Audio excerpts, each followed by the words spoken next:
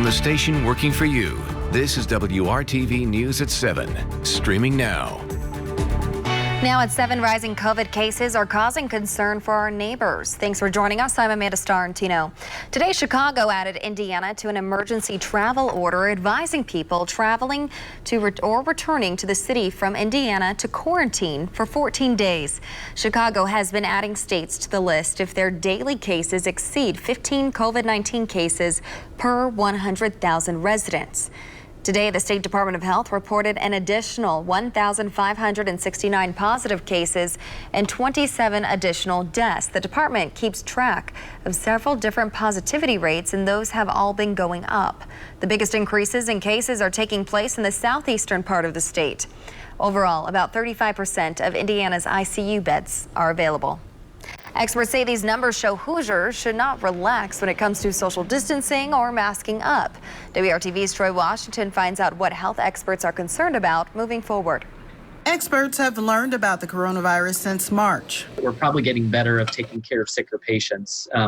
We have multiple treatment options that are available that are now evidence-based compared to March that we know have merit. Those include medications like remdesivir and dexamethasone. They develop methods that can make a difference when it comes to saving lives. Procedures like proning, where we put people on their stomach in order to help them breathe better. They've made necessary adjustments too. We use N95 masks for specific procedures that create high quantities of aerosol that may be infectious. Even with those steps, experts like Dr. Cole Beeler say we're still not out of the woods. I'm extremely worried about a surge.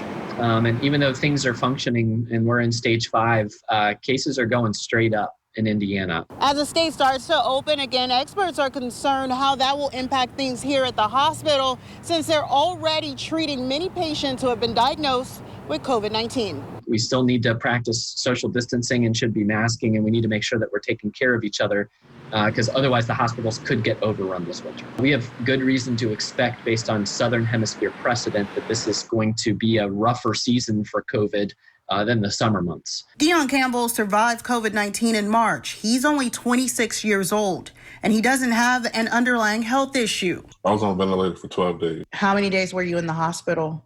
About 40 days in the hospital, and then I went to rehab. COVID-19 is real. It exists. I've experienced it. He says he's lost friends to the virus, and he is determined to share his story through his book, Ventilator, to serve as a warning. I can't stress how important it is to really treat it like it's life or death, because it is. Working for you, Troy Washington, WRTV. And COVID cases and hospitalizations are increasing in more than half of states. Meanwhile, pharmaceutical companies are running into issues in the search for vaccines and treatments. Eli Lilly says it is pausing its COVID treatment trial for safety reasons. The move was recommended by independent monitors. Clinical trials are usually paused when a volunteer gets sick or suffers a side effect. Johnson & Johnson has also paused its phase 3 vaccine trials. The company was the second vaccine maker to do that in the U.S. 2 other companies are in the advanced stages of vaccine trials. Checking in now with Storm Team Chief Meteorologist Kevin Gregory. That's a pretty sunset on your screen, Kevin. And remember, Amanda, yesterday at this time, it was spectacular as well, but that's because we had the clearing line from the rain. Now we don't have a cloud in the sky. Love the orange glow. This is Putnam County out on the campus of DePauw University. Skies will stay clear tonight. The wind that's been strong, slowly, gradually calming down. Showers return. It looks like at least the chance for showers during the day Thursday. Prior to that, a windy and warm day tomorrow. Much cooler with frost potential as we move into the weekend. Here are the regional temperatures. Metro area, temperatures 64, 65, basically, take your pick. The warmest air southwest of St. Louis, 78 in Springfield. We'll draw in the warmer temperatures from the southwest on these strong southwest winds during the day tomorrow. Temperature by midnight tonight with a clear sky down to 56. There are the strong winds gusting to nearly 40 miles per hour tomorrow. Talk about what happens when the wind direction changes, and it will start coming out of the northwest. How you'll need to change the way you dress. We'll talk about that coming up. COVID-19 has not only taken thousands of lives here in Indiana, but countless jobs and sources of income for many Hoosiers. Unemployed and without a paycheck, many people in the state are at risk of being evicted from their homes. A new study finds up to 250,000 people are at risk of being evicted right now in Indiana. 150,000 evictions are expected to be filed by January. Despite the Centers for Disease Control and Prevention issuing a national moratorium on evictions a month ago to try to prevent this, WRTV investigates Stephanie Wade found evictions are still happening as we speak. So I guess this will be going to storage. Toy Pollard. The hard thing about it is not knowing where, how much stuff that you need on a daily basis to survive. And her children are packing up. It is so sad for them. And they're the real victims. They're facing eviction in the middle of a pandemic. I think it's inhuman. They know what's going on right now. And unfortunately, people like me, we don't have a lot of resources or anybody we can turn to. A single mom, domestic violence survivor, and working as a certified nursing assistant when COVID-19 hit. She stopped working to take care of her children. There's so much stuff going on. It's unbelievable. It is unbelievable. Patrick Vick is also at risk of being evicted. The fact that we're all about to crash out of the economy and be homeless is mind-boggling to me. He was working at a software company doing tech support. This is where I lost the job on the 17th. But was let go when businesses first shut down in March. The company tried to bring him back a few months later, but couldn't. I lost the same job twice due to COVID. I have to smile or I'll cry. Yeah. Leaving both tenants with no income and no way to pay their rent. But then a glimmer of hope, despite Governor Eric Holcomb's decision to not extend Indiana's eviction moratorium beginning August 14th, which was keeping them in their homes. The CDC imposed one of its own, nationwide. The federal moratorium, which took effect September 4th, aims to avoid mass evictions and contain the spread of the coronavirus. Tenants just have to print and sign a declaration form from the CDC's website. But not everyone qualifies for this blanket protection. You must have, quote, used best efforts to obtain all available government assistance for rent or housing, earn no more than $90,000 a year, are unable to pay rent due to substantial loss of income or hours of work, and are using best efforts to make partial payments. I emailed them and I said, based on that declaration, I do believe I qualify. Vic, seemingly meeting all of the criteria. I have the documents right here. He alerted his landlord, but they still moved to evict him. Are evictions still being filed?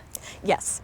And there are a number of reasons. Nationwide, there's been much confusion in how each state, each judge is handling this moratorium. Many evictions still moving forward despite the federal order.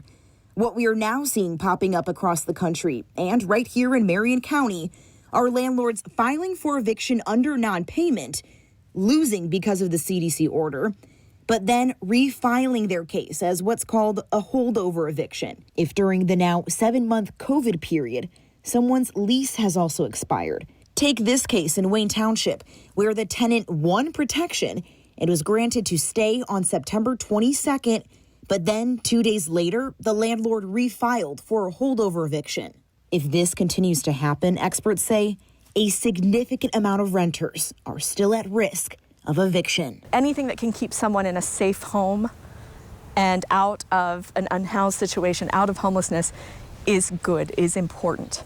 Whether or not it's available to everyone is where it falls short. Now, at the same time, while tenants are struggling, so are the landlords, property owner advocates say. Put in scary situations with mortgages, maintenance, property taxes, utilities to keep up of their own. If property owner is unable to meet these financial obligations, the property becomes at risk of foreclosure. So that's been very problematic for our industry. The president of the Indiana Apartment Association tells me the rate for overdue rent has been as high as 24%, when it typically run 1% to 2% before the pandemic. If landlords can't pay their bills, This order could jeopardize the very homes and renters it intends to save. My question is, why me? So what now? I don't know. I really don't know. Working for you, Stephanie Wade, WRTV. The Apartment Association says the Apartment Association feels there needs to be more rental assistance issued by the government because even at the end of this moratorium, all that rent is still owed. WRTV Investigates tried speaking with a landlord for this story. We would still like to hear from anyone willing to share how this issue is impacting them. Chances are dwindling for a second pandemic stimulus agreement before the election, but the Senate is set to vote on a small business loan bill when lawmakers return from recess next week. The bill would replenish the Paycheck Protection Program, but the measure will likely be blocked as Democrats push for a broader stimulus plan that can help states with economic and public health issues. Still ahead on the news at 7, the pandemic is changing the way we keep ourselves entertained, and now businesses are trying to find ways to adapt.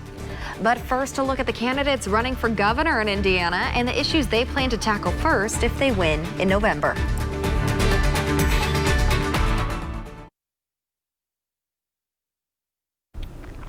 WRTV is getting you ready to cast your ballot with confidence with 3 weeks to go until Election Day. We've been checking in with the candidates for major local and state races, including the race for Indiana governor. We spoke to all 3 candidates and asked them the same 4 questions. What have they learned from this unprecedented year? What is the top issue heading into the legislative session? If elected, what would they accomplish in their first 100 days? And why should voters elect them? Governor Holcomb says public health and jobs will remain top priorities if he wins a second term. We're at 23,000 new job commitments coming to the state of Indiana. We've done $4 billion already in the first 3 quarters of this year. More jobs than we brought in 2016 total.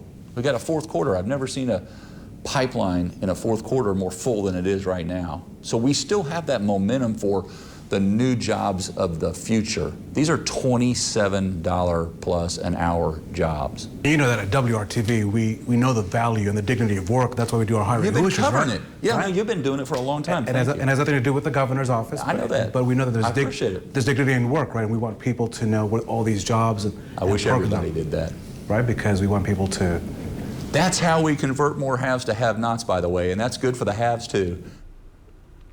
Dr. Woody Myers is the Democratic candidate for governor. In his public life, he previously served as the state's health commissioner under Republican Governor Orr and Democratic Governor Bai. Now, if elected governor, he says the budget, education, and dealing with COVID-19 will be among his top priorities. Today, even, Raphael, we don't have a mask mandate. We have a mask suggestion because there's no teeth behind it.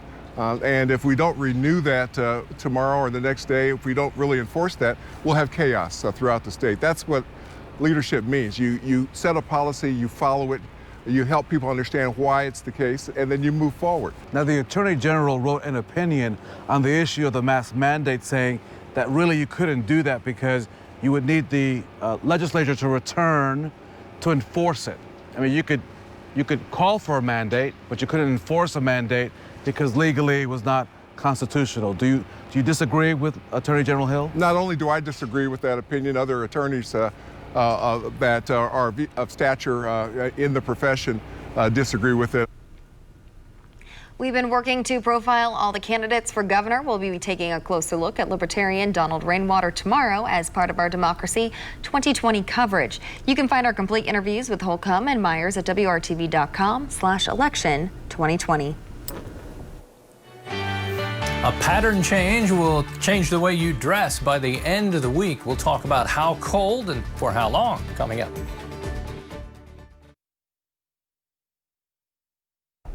The pandemic is taking a heavy toll on the entertainment industry. The world's largest movie theater chain could be out of money before the end of the year. AMC Theaters is struggling through a lack of blockbuster movies and customers. The company says ticket sales are down 85% for the year. AMC says if fans do not start returning to theaters, the company will try and find other ways to borrow money to stay open. Disney is shifting its focus to streaming as the pandemic keeps most of its theme parks closed. Disney Plus already has 100 million paid subscribers. Disney's CEO says the shift in strategy is not in response to the pandemic, but rather a reflection of how the pandemic forced the company to speed things up. Disney says the shift could result in some job losses, but not the amount it announced last month when 28,000 theme park workers lost their jobs. Meanwhile, Netflix has stopped offering free trial memberships to attract new customers. Netflix says it's looking at different marketing ideas to lure new members. In August, the streaming service rolled out a site called Netflix Watch Free. It allows people to get a peek at some of the movies and shows Netflix has to offer without creating an account. Kevin. Gone. Amanda, the sun set at 7:08. Skies are clear. We still have a little color on the horizon there. We'll see a lot more sunshine again during the day tomorrow. Then some changes arrive as we roll into Thursday.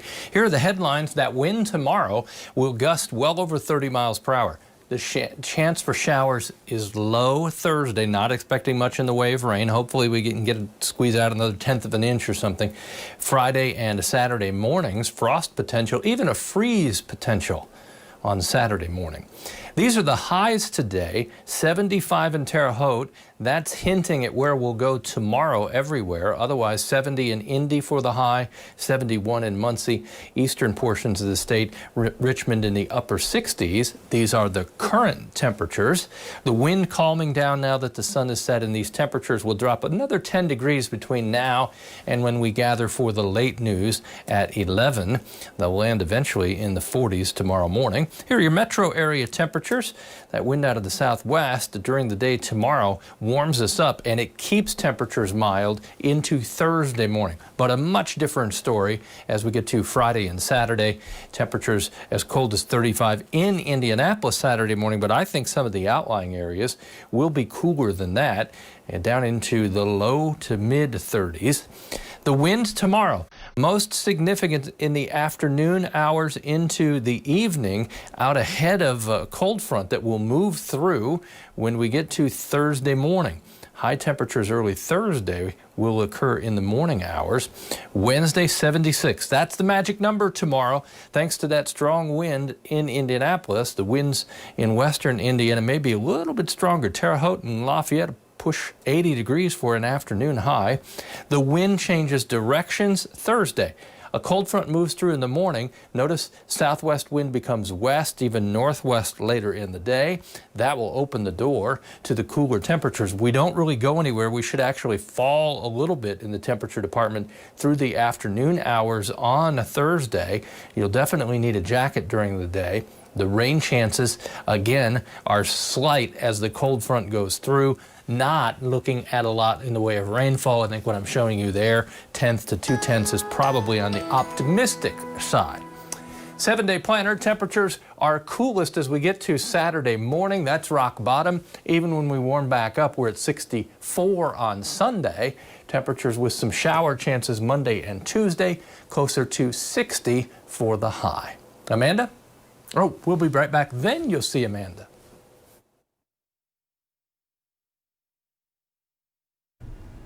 With the airline struggling to make it through the pandemic, one company is catering to people who miss eating on a plane. Singapore Airlines sold out a recent lunch event on a parked airplane in about 30 minutes. Now plans to add a second plane to hold dinner events as the airlines look to create extra revenue. Diners can choose a cabin class, and seating will be limited to 50% capacity to allow for social distancing. Dinner includes a movie. The prices range from $39 in economy class to almost $500. Creative. A little secret, in the overhead compartment, there's extra dessert. Don't forget that. 76 tomorrow, 56 for the high on Friday. And they won't lose your luggage, right? It's not going anywhere. I like that. Thanks for making WRTV your choice for news. Our next newscast is tonight at 11. See you then.